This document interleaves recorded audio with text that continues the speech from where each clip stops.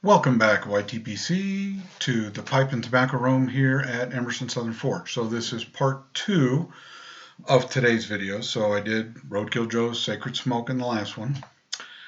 And right now I'm going to work on the 2 blends for my friend Kane. And he called me up and he said, have you ever used bitters before? I said, no, I haven't. He says, well, I think I've got an idea for a VaPer using Peychaud's bitters, and I have an idea for a VaBur using Angostura. So I ordered both. They arrived and we're going to whip it up. I talked to him about what blenders he thought would go in it, and he said, great, let's give it a whirl. So here we are. So I did happen to take Forge Sedgwick and Medano Creek and Uncompahgre out of the presses this morning. I'm not going to say anything. I'll let Sean and Jay Furman tell me what, and I feel terrible. I said that Sean was a native of Colorado. No, Sean is a native of North Carolina. He just likes to visit Colorado. And I'm at a loss why. The scenery is beautiful, but it has rained since I've been here on April 20th, or snowed, every day but 3. This is miserable weather. Today, it's a scalding 53 degrees out and still raining. I've had enough of crappy weather. Anyway, so let's get started on, first we're going to make the VaPer for him. And these are interesting, bitters smell interesting. So it'll be interesting to see what we come up with. So we're going to start with a little long cut Virginia. And if I can read this correctly, I'm going to put that in at about, come on. And there we go. Periodically, you have to ting the bell to get stuff done. Okay, then we're going to put a little very mellow, very interesting dark air-cured Virginia, which again, another one of those that I really like. And once again, we have to go for the magic spoon. And we're going to put about that much in it.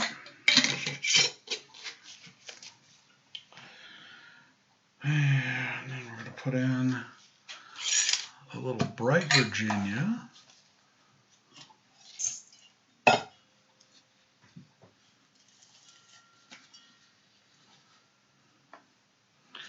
And I pick things that aren't already topped or cased when I'm doing these Mile High series. I don't want the flavor, the topping to be overrun by what's in the blender, if that makes sense to anybody. And again, as always, if you'd like to talk about blending, or you'd like to talk about tobaccos and why I choose what and how I get from point A to point B, I am always available. I do work for a living, so if you reach me Monday through Friday from about 7 a.m. Colorado time till about 5, it's going to be tough to get a hold of me. But anytime after that, and periodically I'll take lunch and take breaks, and I'll happily chat if I'm able to.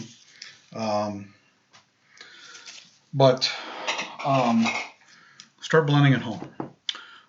States like New York have anti-tobacco laws that they're trying to push through. California has already pushed through their no flavored tobacco thing. The way around that is make your own. They can't stop you from buying just plain old tobacco and making your own stuff. And, as the push comes on, it's important for us to defend our rights as Americans. Let's stand up to them. We don't want to be like Canada. I feel terrible. I have a couple of friends up in Canada, and what they pay in customs because, Canada thinks it's a sin to do this and charges you accordingly. It's just terrible. And I feel bad for them. Don't vote for people like that. That'd kind of be my theory. And we're going to add a little touch of Perique to make it a VaPer, because that's what Kane wanted.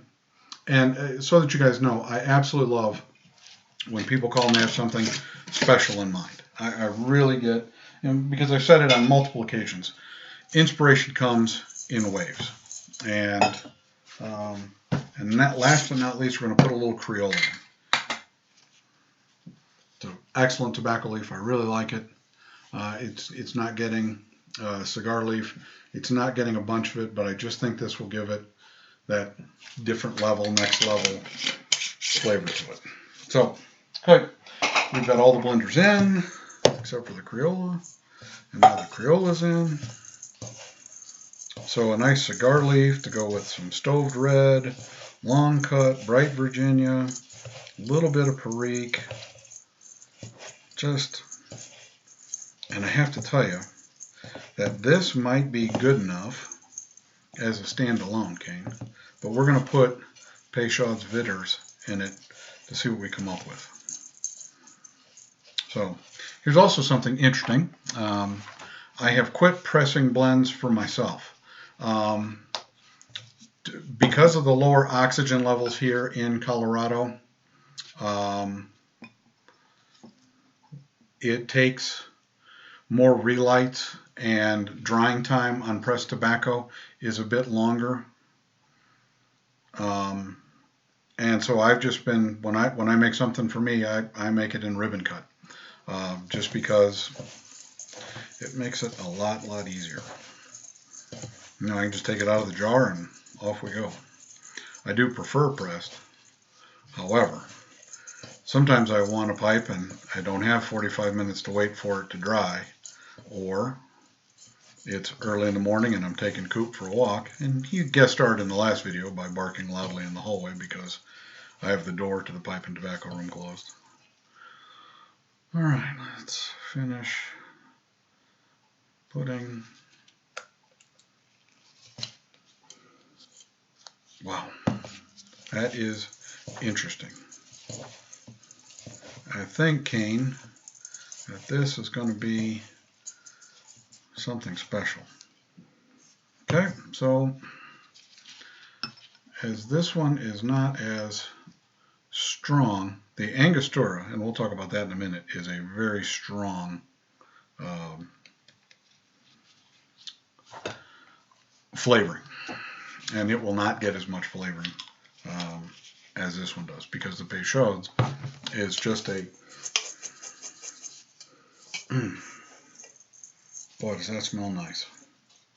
All right, so it's not as strong, so I'm going to set this off to the side so that I can get on to the next set of things we're going to put together. Let me get all these up here. And this is a VaBur that we're going to use with the Angostura. And do I have another bowl? Yeah, I do. Hang on.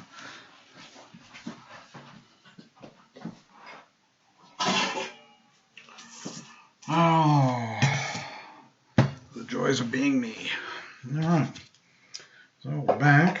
So let's get started on, and this one will be called Vermillion Peak. The last one is called Acadia Parrish, and this one is called Vermillion Peak. So we're going to start off with dark burley, because if we're going to make, really, scale turns off the minute I drop something in it. That's about the way things work. Okay.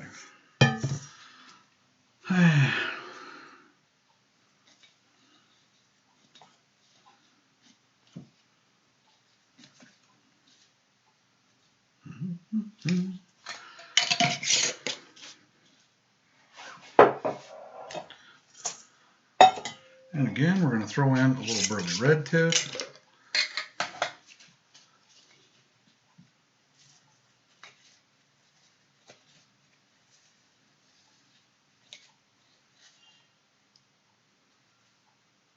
Get me there. There we go. So we've got dark burley red tip. And now we're going to put in a little red Virginia ribbon.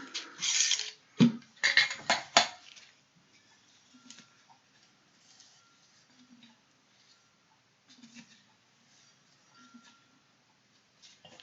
there's a little red Virginia ribbon in it.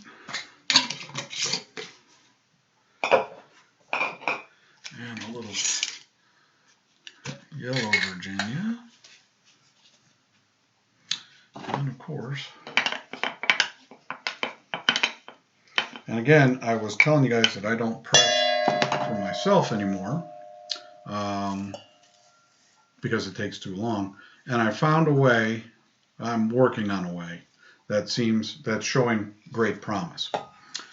So let me tell you what I have to do. So I take everything, put it in the press, and tighten it up. And then I take the press and my heat gun on a low setting and warm it up so that the material inside has started to heat up. And because when you heat something up, it expands, right? Things that get cold contract, things that get warm expand. And you warm it up enough so it's fighting the press at that point. And you crank it down a little bit more, and the results have been I can get it back to 3 to 4 days. Right now it's taking 10 to 12 to get anything pressed. And you know, if there's an extra step where this heating, I'm going to check the flavors on everything before I send anything out. But I think that's probably what I'm going to have to do is warm them up while they're in the press. So, and I really don't want to steam everything. Some things I steam, especially things that have Orientals in it, because the Orientals are a wee bit dry. So I do steam those before I press them.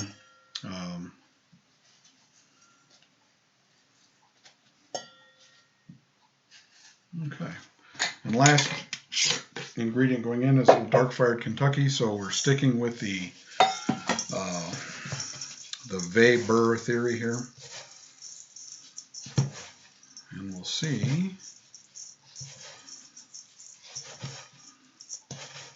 The problem with liking all the tobaccos is that everything smells great in the bowl. There aren't an abundance of tobaccos that I don't like. There are some ways that you can put them together that I don't like. But I think when you get the math right, just about everything can be pretty good. And boy, that smells good. So let's get another one of our magic squeegees, and let's see what. Oh. Well,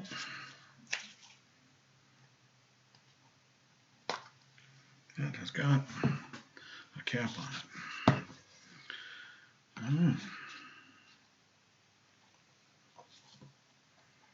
That's way too much.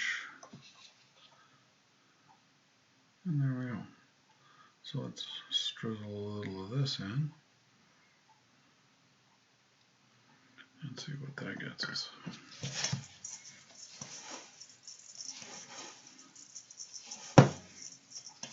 So Vermillion Peak,